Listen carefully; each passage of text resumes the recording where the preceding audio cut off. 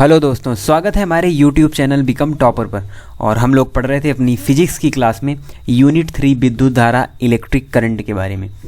तो जो कल की क्लास थी, कल की क्लास में हम लोगों ने पढ़ा था जो हमारे टॉपिक थे सेल का विद्युत वाहक बल और कॉम्बिनेशन ऑफ सेल्स, यानी सेलों का संयोजन किस प्रकार से करते हैं, श्रेणी क्रम, समांतर क्रम और मिश्रित क्रम में किस प्रकार संयोजन किया जाता है, किस लिए मैक्सिमम धारा ऑब्टेन करने के लिए, ज़्यादा से ज़्यादा धारा प्राप्त करने के लिए सेलों का संयोजन किया जाता है। तो इसके बारे में हमने कल पढ़ा था और कुछ इम्पोर्टेंट डेरिवेशन भी किए थे जो कि सेलों के संयोजन से ही रिलेटेड थे, और अन्य कई सारे टॉपिक भी हमने पढ़े थे कल की क्लास में। तो उसी को आगे कंटिन्यू करते हुए आज हम लोग पढ़ेंगे।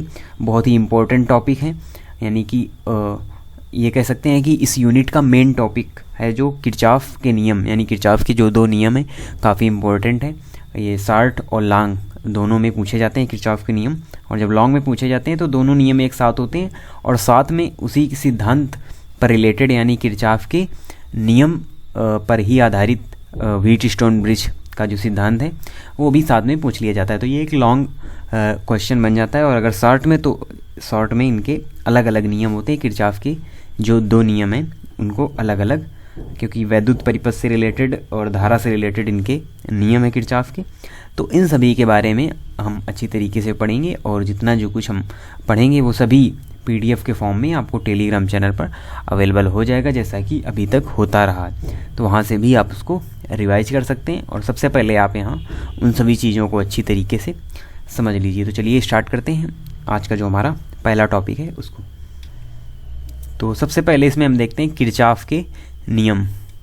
किरचॉफ के नियम क्या? तो एक वैज्ञानिक थे किरचॉफ, इन्होंने सन 1842 ईस्वी में दो नियम दिए, यानी इन्होंने अपने दो नियम दिए जिनकी सहायता से हम किसी भी जटिल परिपथ के विभिन्न चालकों के बीच धारा का मान ज्ञात कर सकते हैं। यानी धारा का मान ज्ञात करने के लिए कैसा भी परिपथ हो, कितना भी जटिल परिपथ हो, हम वहाँ पर धारा का मान ज्ञात कर सकते हैं और प्रतिरोध का मान भी ज्ञात कर सकते हैं। इनके जो आगे वाले नियम हैं उनकी सहायता से, इनके नियम पर आधारित जो सिद्धांत है उसके आधार पर हम यहाँ पर प्रतिरोध का मान भी ज्ञात कर सकते हैं। लेकिन बेसिकली इन्होंने जो नियम दिया, तो पहला इनका नियम वो इन्होंने धारा निकालने के लिए ही दिया है। तो इनके दो नियम हैं, दोनों के बारे में हम पढ़ेंगे अलग अलग। पहला नियम ये जिसे हम संधि का नियम कहते हैं या धारा नियम कहते हैं, और दूसरा वोल्टता, यानी कि वोल्टेज से जो विद्युत वाहक बल से रिलेटेड एक नियम है इनका, तो उसके बारे में भी पढ़ेंगे। तो सबसे पहले देखते हैं जो किरचॉफ का पहला नियम है उसके बारे में। पहला नियम, या इसे ही हम कहते हैं संधि का नियम, और इसे ही धारा का नियम भी कहते हैं, यानी धारा नियम भी कहते हैं, क्योंकि इस पूरे नियम में धारा से रिलेटेड ही बात की गई है और धारा से रिलेटेड ही टॉपिक को समझाया गया है। उसी के लिए यहाँ पर नियम दिया गया है, संधि का नियम धारा के लिए ही दिया गया है। तो क्या है इनका नियम कि किसी वैद्युत परिपथ में किसी भी संधि पर मिलने वाली धाराओं का जो बीजगणित योग होता है वो क्या होता है? शून्य होता है। तो किरचॉफ ने पहला नियम कह दिया कि कोई वैद्युत परिपथ है, उसकी एक जगह संधि होगी जहाँ पर आने वाली धाराएं और जाने वाली धाराएं एक जगह मिल रही होंगी। तो किसी भी संधि पर जो मिलने वाली धाराओं का बीजगणितीय योग है, यानी जो सभी को हम एक साथ जोड़ेंगे तो उनका जो एक बीजगणितीय योग है वो क्या होगा? वो शून्य होगा। तो इसे हम टर्म्स में, यानी न्यूमेरिकल टर्म में किस प्रकार से लिख सकते हैं? तो ये सिग्मा का चिन्ह होता है जो कि दिखाता है क्या? बीजगणितीय योग को प्रदर्शित करता है। तो सिग्मा I बराबर 0। तो शॉर्ट फॉर्म में हम ये लिख देते हैं किरचॉफ का, इसे हम फर्स्ट लॉ कहते हैं। प्रथम नियम किरचॉफ का ये होता है, और बाकी फिगर के माध्यम से अभी हम समझते हैं कि किस प्रकार से जो आने वाली धाराओं और जाने वाली धाराओं का जो बीजगणितीय योग है वो यहाँ पर शून्य होता है। तो ये हमने शॉर्ट फॉर्म में यहाँ पर प्रदर्शित कर दिया। अब क्या है, ये इस फिगर को हम देखते हैं। ये एक फिगर बना हुआ है जिसमें एक O पर कुछ जाने वाली धाराएं और कुछ उस O बिंदु की ओर, जंक्शन की ओर आने वाली धाराओं को प्रदर्शित किया गया है। तो इसमें क्या है, संधि की ओर आने वाली जो धाराएं हैं वो क्या हैं? धनात्मक हैं। तो आने वाली धाराएं कौन सी हैं? आने वाली धाराएं हैं I1 और I2। तो ये आने वाली धाराएं हैं तो ये क्या होंगी? ये पॉजिटिव होंगी। और जो संधि से दूर जाने वाली, संधि है यहाँ पर O, तो संधि से दूर जाने वाली जो धाराएं हैं, यानी कि I3, I4 और I5, ये जो धाराएं हैं ये क्या हो जाएंगी? ये ली जाएंगी ऋणात्मक, यानी कि निगेटिव वैल्यू। तो ये होती है उसकी चिन्ह परिपाटी, यानी इस नियम की चिन्ह परिपाटी होती है कि जो संधि की ओर आ रही हैं धाराएं उनको हम पॉजिटिव लेंगे, जो संधि से दूर जा रही हैं, संधि से बाहर की ओर जा रही हैं, उनको हम लेंगे निगेटिव वैल्यू, जो कि हम इस फिगर के माध्यम से देख सकते हैं। तो इसमें 5 धाराएं दिखाई गई, यानी I1, I2, I3 और I4, I5। तो अब चिन्ह परिपाटी के अनुसार लेकर हम इनका बीजगणितीय योग लेंगे, एक साथ इनका हम योग लेंगे और उसको करेंगे हम 0 के बराबर। तो यानी I1 प्लस I2, ये दोनों हमको क्या लेनी है, धनात्मक लेनी है, क्योंकि I1 और I2 केंद्र की ओर, संधि की ओर आने वाली धाराएं, केंद्र नहीं जहाँ पर हम संधि कहेंगे उस संधि की ओर आने वाली धाराएं दोनों क्या हैं, धनात्मक हैं। तो I1 प्लस I2 लेंगे और फिर माइनस I3, क्योंकि ये संधि से दूर जाने वाली धारा है, I3, I4 और माइनस I5 बराबर 0। तो ये हुआ सभी धाराओं का बीजगणितीय योग। बीजगणितीय का योग का मतलब होता है एक साथ हम सभी का योग हमको एक साथ लेना है, ऑल टोटल कुल योग होता है बीजगणितीय योग। तो सभी धाराओं का हमने योग ले लिया, बराबर इसके किसके कर दिया, 0 के बराबर कर दिया। तो जो निगेटिव वाले हैं उनका हम क्या करेंगे, पक्षांतर करेंगे, तो वो उस तरफ चले जाएंगे, यानी I1 प्लस I2 बराबर I3 plus I4 plus I5। तो ये हमारा डिनोट हो गया। और इस प्रकार हमको क्या यहाँ पर देखने को मिला कि संधि की ओर आने वाली धाराओं का जो योग है वो बराबर है संधि से दूर जाने वाली धाराओं के योग के। ये दोनों संधि की ओर आने वाली धाराएं हैं I1, I2, तो इनका जो योग है वो किसके इक्वल होगा, I3 plus I4 plus I5, यानी संधि से दूर जाने वाली धाराओं की। और यही तो नियम में कहा गया है कि उनके आने वाली और जाने वाली जो धाराओं का बीजगणितीय योग है, यानी वैद्युत परिपथ में किसी भी संधि पर मिलने वाली धाराओं का बीजगणितीय योग 0 होता है। तो उसका मतलब यही है, आगे जब न्यूमेरिकल सॉल्व करेंगे तो वहाँ पर जब कोई परिपथ दिया गया होगा तो वहाँ पर आपको आसानी रहेगी, क्योंकि वहाँ पर किरचॉफ के नियम ही लागू होंगे। तो इसी से हम मान निकाल पाएंगे वैद्युत धारा का, क्योंकि वहाँ पर हमको पता चल जाएगा कि कहाँ पर संधि है। तो संधि की ओर जो जाने वाली धाराएं होंगी उनको हम धनात्मक लेंगे और उनका योग एक साथ करेंगे, और जो संधि से बाहर की ओर जा रही हैं, संधि से दूर की ओर जा रही हैं, तो उनका योग हम एक साथ लेंगे। तो इससे हमको जो वैद्युत धारा है वो यहाँ पर मिल जाती है। अब इस स्थिति में क्या होता है, इस स्थिति में ये होता है कि अगर परिपथ में क्या है, स्थायी धारा है, परिपथ में अगर स्थायी धारा बह रही है, परिपथ में अगर स्थायी धारा फ्लो हो रही है, तो वहाँ पर ना तो आवेश का संचय होगा और ना ही कोई आवेश हटाया जाएगा। यानी आवेश का ना तो संचय होगा, ना तो आवेश संचय होगा और ना ही आवेश को हटाया जाएगा, क्योंकि एक स्थायी धारा वहाँ पर बह रही है। तो इसलिए ये जो किरचॉफ का प्रथम नियम होता है, तो ये क्या होता है, कंजर्वेशन ऑफ चार्ज, यानी आवेश संरक्षण पर आधारित होता है। तो ये भी एक वन लाइनर क्वेश्चन है कि किरचॉफ का प्रथम नियम किस पर आधारित है। तो किरचॉफ का जो पहला नियम है वो आवेश संरक्षण पर आधारित होता है, कंजर्वेशन ऑफ चार्ज, आवेश संरक्षण पर बेस्ड होता है किरचॉफ का फर्स्ट लॉ। तो ये भी चीज़ आपको याद रखनी है। और इसे ही कहते हैं हम किसका, अगर पूछा जाए कहीं पर आएगा किरचॉफ का पहले नियम का वर्णन करो, कहीं पर आपसे पूछ लेगा किरचॉफ के संधि नियम की व्याख्या करो, कहीं पर पूछ लेगा धारा नियम की व्याख्या करो। तो ये सभी तीनों नाम एक ही हैं, यानी कि किरचॉफ का पहला नियम उसे कहते हैं, उसे ही हम संधि नियम कहते हैं और उसे ही हम धारा का नियम कहते हैं। और एक और विशेष बात इसमें याद रखनी है कि ये किस पर, किसके संरक्षण पर आधारित है, किसके संरक्षण को व्यक्त करता है, तो ये आवेश संरक्षण पर आधारित है, आवेश संरक्षण को व्यक्त करता है, कंजर्वेशन ऑफ चार्ज है। क्योंकि स्थायी धारा फ्लो होने, अगर किसी परिपथ में फ्लो हो रही है, बह रही है, तो ना तो आवेश का संचय होगा और ना ही कोई आवेश हटाया जाएगा। यानी आवेश का जो कंजर्वेशन है वो हमको देखने को मिलता है, आवेश संरक्षण देखने को मिलता है। इसीलिए ये आवेश संरक्षण को व्यक्त करता है किरचॉफ का फर्स्ट लॉ। तो ये हो गया किरचॉफ का प्रथम नियम। ये संधि से रिलेटेड था, वैद्युत धारा से ही रिलेटेड था। यहाँ पर जो टोटल बात की गई है वो वैद्युत धारा की ही की गई है, इसीलिए इसे कहते हैं धारा नियम, भी इसे नाम दिया गया है। अब चलिए देखते हैं किरचॉफ का जो सेकंड लॉ है उसके बारे में। तो अब आगे इसमें देखते हैं किरचॉफ का दूसरा नियम अथवा पॉस नियम अथवा वोल्टता नियम। तो इसके भी 3 नाम है, जैसे पहले वाले नियम के 3 नाम थे। यानी किरचॉफ का पहला नियम, संधि का नियम या धारा नियम, तीनों एक ही हैं। और फिर किरचॉफ का दूसरा नियम पॉस नियम अथवा वोल्टता नियम, यानी वोल्टता से ही रिलेटेड ये नियम है। तो क्या है जो इनका नियम है उसको पहले देखते हैं। तो किसी परिपथ में प्रत्येक बंद पास के विभिन्न खंडों में बहने वाली धाराओं तथा संगत प्रतिरोधों के गुणनफलों का बीजगणितीय योग उस पास में लगने वाले विद्युत वाहक बलों के बीजगणितीय योग के बराबर होता है। तो क्या कहा गया है यहाँ पर, कोई बंद पास है यानी किसी परिपथ में कोई बंद पास है यानी एक बंद सर्किट है, तो उसके विभिन्न खंडों में बहने वाली धाराओं और जो उसके संगत प्रतिरोध लगेगा यानी धारा और प्रतिरोध का जो गुणनफल होगा उसका बीजगणितीय योग किसके बराबर होगा, उस पॉस में लगने वाले विद्युत वाहक बलों के बीजगणितीय योग के बराबर होगा। तो इसे अगर हम डिनोट करना चाहें तो किस प्रकार से डिनोट करेंगे, तो हमने बताया था बीजगणितीय योग का साइन होता है सिग्मा।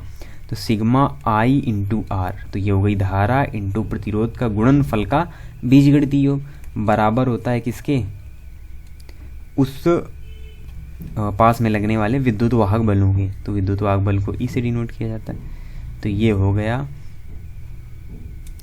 किरचॉफ का दूसरा नियम। तो ये दूसरे नियम का एक फॉर्मूला टाइप यहाँ पर बन गया, सिग्मा आई आर बराबर सिग्मा ई। अब क्या करेंगे, तो इस नियम को लगाते समय क्या करते हैं, जब हम धारा की दिशा में चलते हैं तो धारा तथा संगत प्रतिरोध के गुणा को क्या लेते हैं, धनात्मक लेते हैं। अगर हम धारा की दिशा में जा रहे हैं, धारा की दिशा में अगर हम जाएंगे तो आई आर हम लेंगे पॉजिटिव वैल्यू, आई आर हम क्या लेंगे, पॉजिटिव वैल्यू लेंगे।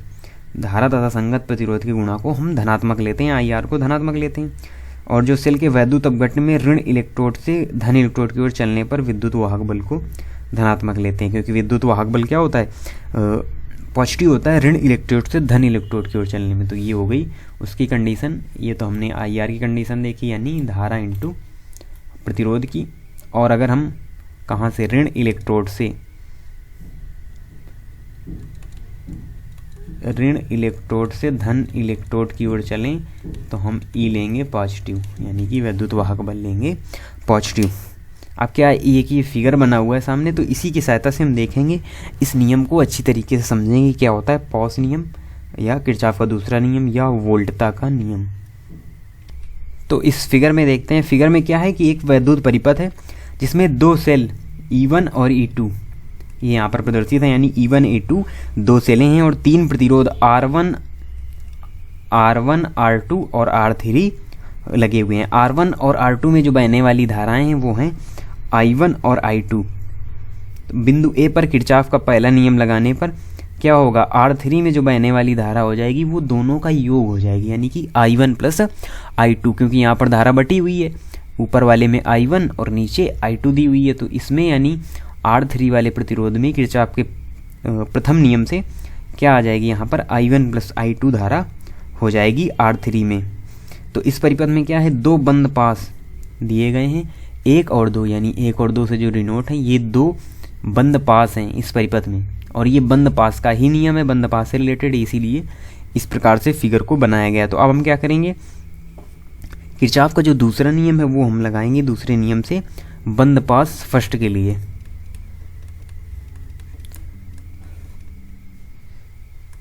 बंद पास फर्स्ट के लिए, तो बंद पास कौन सा है, ये हमको लेना है फर्स्ट वाला। तो इसमें आप देखिएगा, तो ऊपर क्या कहा गया है, नियम ऊपर कहा गया है कि किसी परिपथ में प्रत्येक बंद पास के विभिन्न खंडों में बहने वाली धाराओं तथा प्रतिरोधों के गुणनफल का बीजगणितीय योग उस पास में लगने वाले विद्युत वाहक बलों के बीजगणितीय योग के बराबर होता है।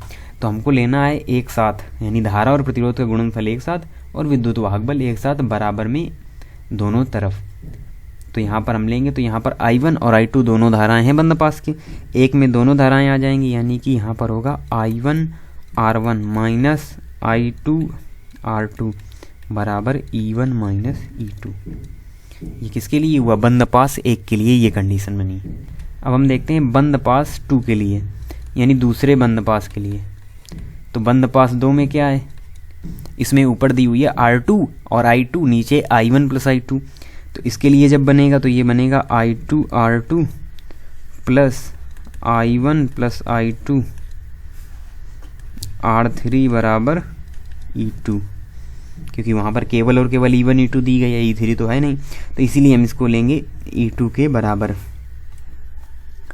तो ये दो कंडीशन हमको यहाँ से प्राप्त हुई। अब क्या है, तो इन समीकरणों से हम परिपथ के विभिन्न भागों में धारा के मान को ज्ञात कर सकते हैं, यानी हम धारा के मान को ज्ञात कर सकते हैं इस प्रकार से। अगर हमको परिपथ दिया जाएगा, यानी कोई बंद पास परिपथ दिया जाएगा, बंद परिपथ दिया जाएगा और हमको धारा का मान निकालना होगा, तो हम क्या करेंगे, इसी प्रकार से समीकरण बनाएंगे और फिर वहाँ से धारा का मान निकालेंगे। और हमने अब शुरू में ही बताया था, किरचॉफ ने अपने दो नियम दिए थे, वो किस लिए दिए थे, धारा का मान ज्ञात करने के लिए किसी भी जटिल परिपथ में। तो पहले नियम में भी हमने धारा का मान निकाला था और वहाँ पर परिपथ थोड़ा सा आसान था, लेकिन दूसरे नियम में परिपथ थोड़ा सा जटिल है, तो इसीलिए यहाँ पर भी हम क्या निकालेंगे, धारा का ही मान हम निकालेंगे। लेकिन थोड़ा सा जो अंतर है यहाँ पर वो हमको ये देखने को मिलता है कि जो किरचॉफ का प्रथम नियम है वो कंजर्वेशन ऑफ चार्ज पर बेस्ड था, यानी उसको व्यक्त कर रहा था, कंजर्वेशन ऑफ चार्ज को। लेकिन जो किरचॉफ का दूसरा नियम है, किरचॉफ का दूसरा नियम वो आवेश ऊर्जा संरक्षण को व्यक्त करता है। तो दूसरा नियम ऊर्जा संरक्षण, कंजर्वेशन ऑफ एनर्जी को डिनोट करता है, व्यक्त करता है, ऊर्जा संरक्षण। तो किरचॉफ का प्रथम नियम आवेश संरक्षण पर आधारित है, आवेश संरक्षण को व्यक्त करता है, और दूसरा नियम ऊर्जा संरक्षण को व्यक्त करता है। तो ये बात आपको याद रखनी है। और दोनों नियम का यूज हम करते हैं क्या, धारा का मान ज्ञात करने के लिए। दोनों नियम का प्रयोग हम, किरचॉफ ने मेन जो अपने नियम दिए थे दोनों, वो इसीलिए दिए थे कि हम किसी भी जटिल परिपथ में धारा का मान अच्छी तरीके से ज्ञात कर सकते हैं, इसलिए। तो ये ऊर्जा संरक्षण को व्यक्त करता है और इसे ही वोल्टता नियम कहते हैं, हमने शुरू में ही आपको बताया।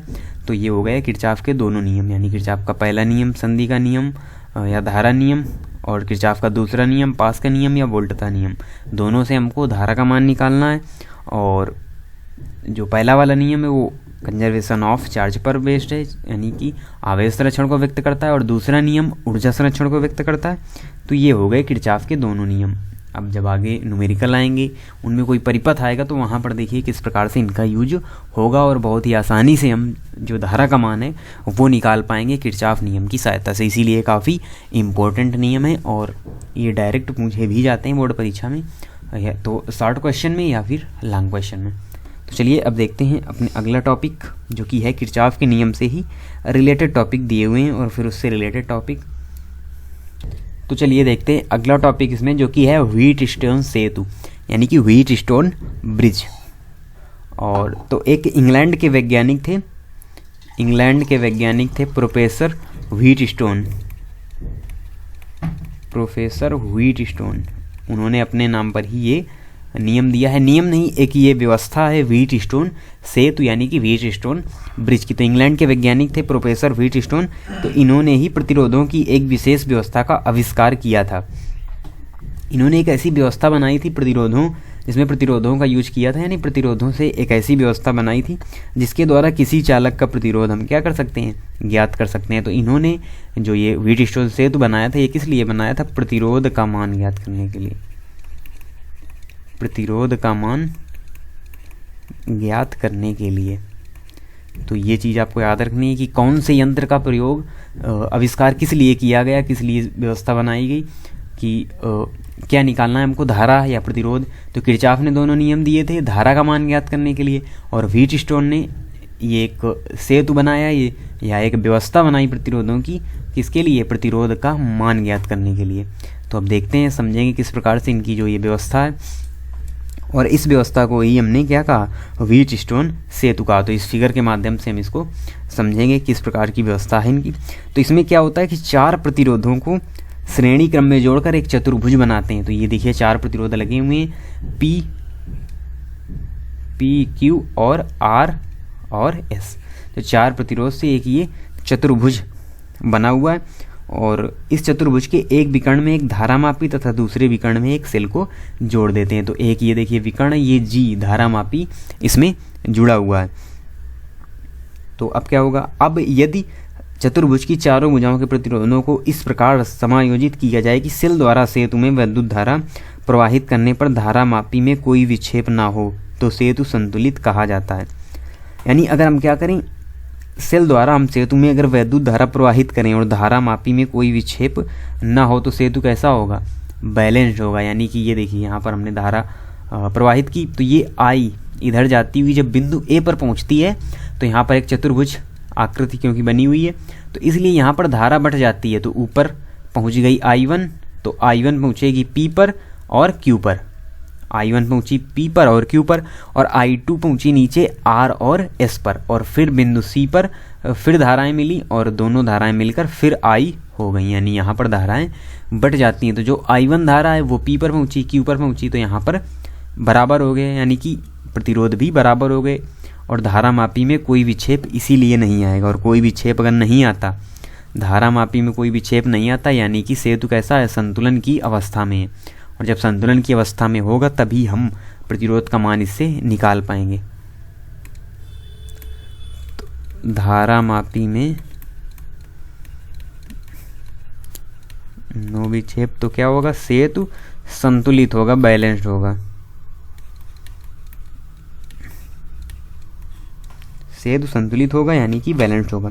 इस दशा में चतुर्भुज की किन्हीं दो संलग्न भुजाओं के प्रतिरोधों का अनुपात शेष दो संलग्न भुजाओं में लगे प्रतिरोधों के अनुपात के बराबर होगा। तो क्या होगा इस कंडीशन में, जो इनका अनुपात होगा आपस में वो बराबर होगा और संतुलन में ही होगा, तभी हम किसी प्रतिरोध का मान इस व्यवस्था से ज्ञात कर सकते हैं। तो अब क्या करेंगे, सबसे पहले हम देखेंगे क्रिया विधि, किस प्रकार से इसमें क्रिया विधि को दर्शाया गया है। वैसे ये फिगर बना हुआ है और इसमें आप अगर कुंजी लगाना चाहें तो वो भी यहाँ पर लगाई जा सकती हैं, K1 और K2। तो K1 कुंजी इस जगह लगा सकते हैं आप, K1 और K2 यहाँ पर कुंजी।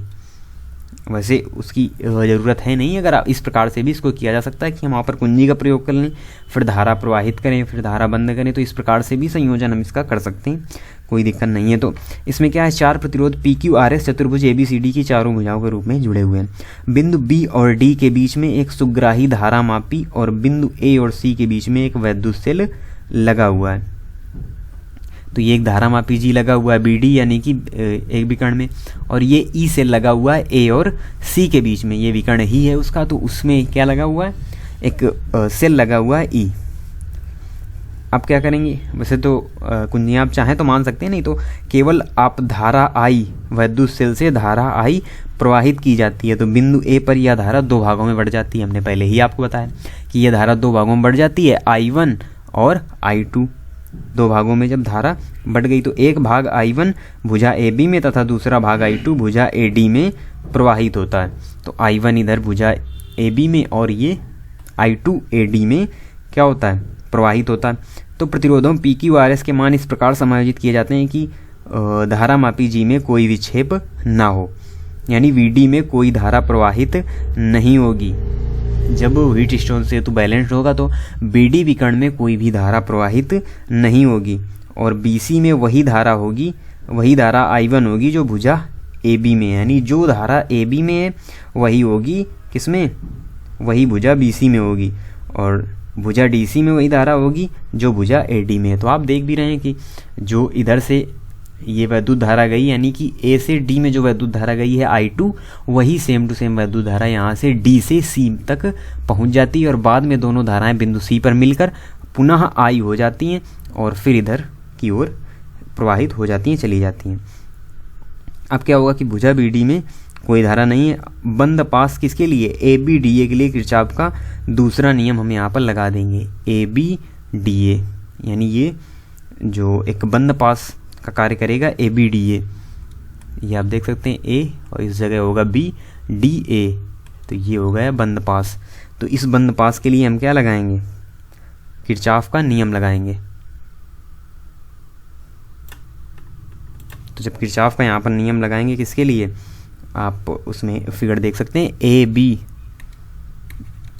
ABDA में, बंद पास ABDA में किरचॉफ का नियम लगाएंगे तो क्या होता है, I1P है यहाँ पर प्रतिरोध, और I2R भी प्रतिरोध है, और ये होगा बराबर किसके, 0 के बराबर।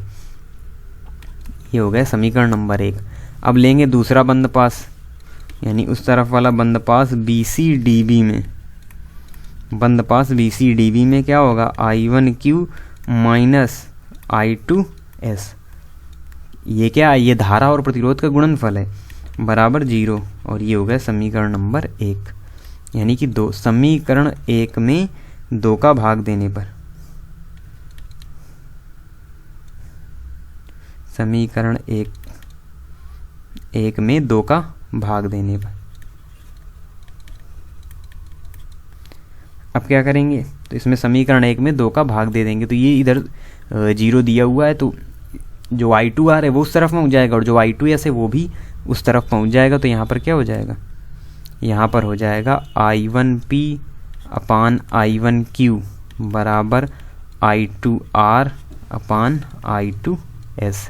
I2 से I2 कैंसिल, I1 से I1 कैंसिल, तो फाइनल फार्मूला हमारा यहाँ पर बना P अपान Q बराबर R अपान S। और यही है किसका, व्हीटस्टोन सेतु का फार्मूला। अब प्रतिरोधों P और Q का अनुपात प्रतिरोध R और S के अनुपात के बराबर है, जैसा कि हमने शुरू में आपको बताया था। तो अब यहाँ से क्या होगा, इसका देखिए न्यूमेरिकल में किस प्रकार से उपयोग किया जाता है। तो हमको यहाँ पर क्या दिया जाएगा, 3 प्रतिरोध दे दिए जाएंगे और कह दिया जाएगा कि एक अज्ञात प्रतिरोध S का मान निकालिए। हम जैसे P दे दिया गया 2 ओम, Q दे दिया गया हमको 3 ओम और R दे दिया गया 5 ओम और S का मान निकालिए। तो ये सभी मान हम इसी में रख देंगे, इसी फार्मूले में रख देंगे और हमको S का मान तुरंत पता चल जाएगा। तो इसलिए इसका न्यूमेरिकल में बहुत ज़्यादा यूज किया जाता है। और ये किस लिए व्हीटस्टोन ने ये व्यवस्था की थी, तो उन्होंने प्रतिरोध का मान निकालने के लिए, प्रतिरोध का मान ज्ञात करने के लिए ये व्यवस्था की थी। तो ये हमने डेरिवेशन और फिगर के माध्यम से भी आपको बता दिया कि किस प्रकार इसका उपयोग जो है वो किया जाता है। तो ये आपको याद रखना है, P अपान Q बराबर R अपान S, ये होता है व्हीटस्टोन सेतु।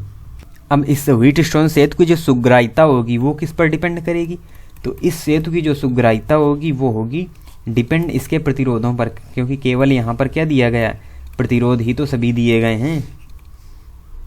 तो प्रतिरोध पर डिपेंड होगी इसकी सुग्राह्यता। और उस समय सेतु सबसे अधिक सुग्राही होगा जब चारों प्रतिरोध,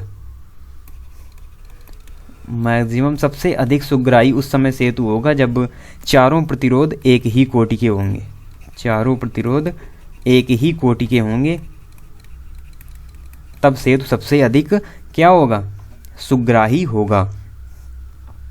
तो ये उसकी सुग्राह्यता की कंडीशन है, ये भी आप अच्छी तरीके से बता सकते हैं। अब क्या है, व्हीटस्टोन सेतु सिद्धांत के उपयोग कहाँ पर किया जाता है, तो व्हीटस्टोन सेतु के सिद्धांत से प्रतिरोध नापने के 2 उपकरण हैं, प्रतिरोध मापने के 2 उपकरण हैं जिसमें व्हीटस्टोन सेतु का प्रयोग किया जाता है। तो ये उपकरण का नाम आपको याद रखना है। कौन कौन से उपकरण हैं जिसमें क्या किया जाता है, प्रतिरोध का मापन किया जाता है, रेजिस्टेंस नापा जाता है व्हीटस्टोन के सिद्धांत से। तो इसमें फर्स्ट नंबर है post office box, post office box, इसके द्वारा क्या किया जाता है, प्रतिरोध का मापन किया जाता है व्हीटस्टोन सिद्धांत से। और दूसरा है मीटर सेतु, मीटर सेतु। और ये जो मीटर सेतु है यानी कि meter bridge, post office box, ये तो ज़्यादा इंपॉर्टेंट नहीं है और इसके बारे में हमको डिटेल में पढ़ना भी नहीं है, इसका केवल नाम हमको अच्छी तरीके से याद रखना है। बाकी जो आपका मीटर सेतु है ये हम पढ़ेंगे नेक्स्ट क्लास में, यानी अगली क्लास में हम इसके बारे में डिटेल से पढ़ेंगे। विभवमापी और मीटर सेतु के बारे में 2 ही हमारे टॉपिक बचे हुए हैं इस यूनिट में, तो इनको हम अच्छी तरीके से पढ़ेंगे अगली क्लास में। और अब देख लेते हैं जो हमारा व्हीटस्टोन ब्रिज है उसका एक 3D फिगर, जिससे आपको अच्छी तरीके से क्लियर हो जाए, क्योंकि इलेक्ट्रॉनिक्स में काफ़ी यूज किया जाता है इस व्हीटस्टोन ब्रिज का जब हमको प्रतिरोध का मान ज्ञात करना होता है। तो चलिए देखते हैं।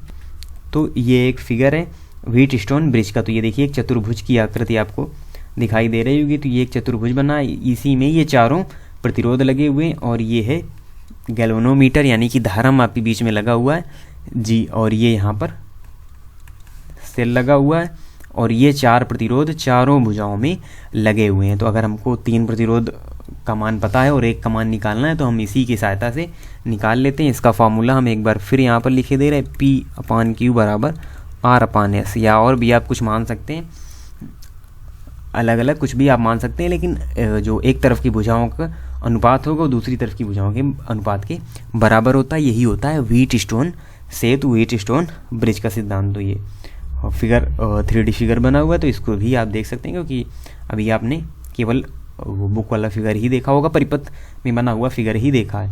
और वैसे भी जो प्रयोगात्मक होते हैं यानी जो प्रैक्टिकल होते हैं उसमें मीटर सेतु आदि को दिखाया जाता है।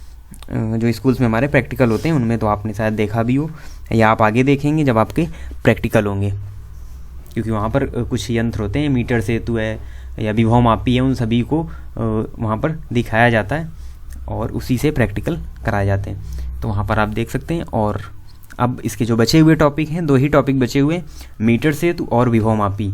तो इनको अच्छी तरीके से डिटेल में हम अगली क्लास में पढ़ेंगे और उसी के बाद यानी उस क्लास के बाद जो हमारा थ्योरी पोर्शन है इस यूनिट का, यूनिट 3 का, वो अच्छी तरीके से कंप्लीट हो जाएगा और फिर इसका जो न्यूमेरिकल पोर्शन है उसको हम स्टार्ट करेंगे और इस प्रकार से हमारी जो यूनिट 3 है वो भी पूरी तरीके से कंप्लीट हो जाएगी और फिर हम आगे देखेंगे कौन सी यूनिट हमको पढ़नी है।